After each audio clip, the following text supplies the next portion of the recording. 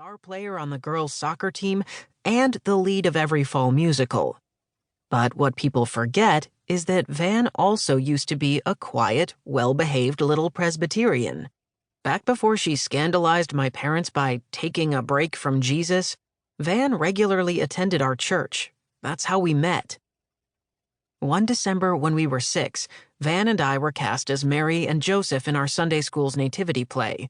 I was painfully shy even then, and pretty much refused to say any of my lines.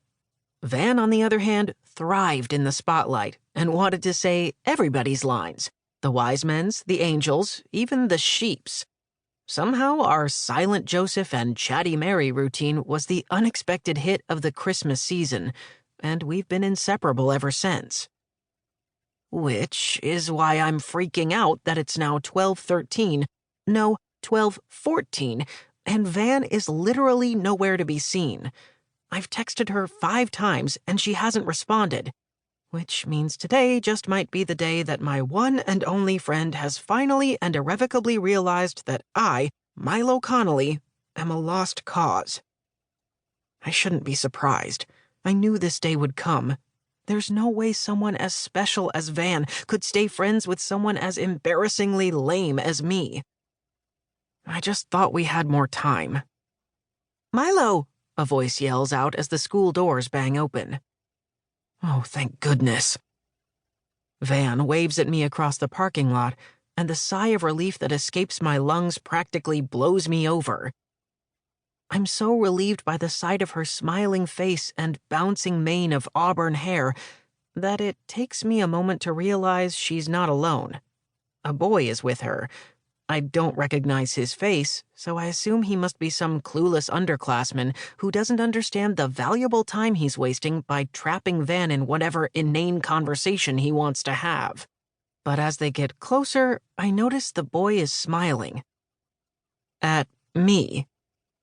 "Look who I found," Van shouts with a flourish. My brain is still struggling to make sense of what I'm seeing when the boy sticks out a hand and winks. "Hey, Connolly. Long time no see." Oh my God. Marcos. I can't believe I didn't recognize him. It's been 3 years since we were all together, so of course he looks older. But everything I remember about him, everything I can't help but remember about him, is still the same. His jet black hair still perfectly coiffed to look intentionally messy. His lean face still ending in that ridiculously sharp jawline, like the hero in an action movie. As for his eyes, they haven't changed a bit.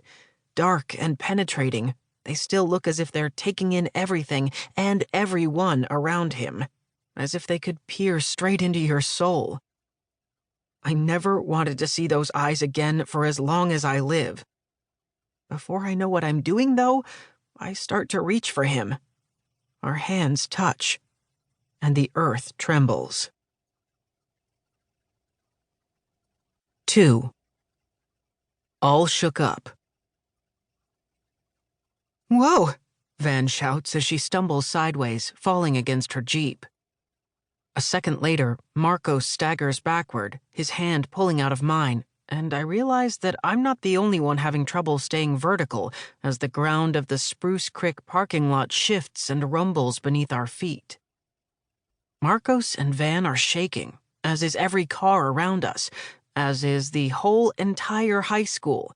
Everyone and everything is literally shaking down to its foundation. And then, just as suddenly as it began, it stops. "What the heck?" Van gasps, trying to catch her breath. "Was that an earthquake?" "Can't be," Marcos says. "Florida doesn't get earthquakes."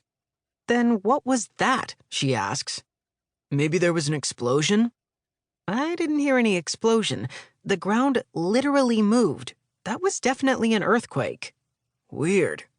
So weird.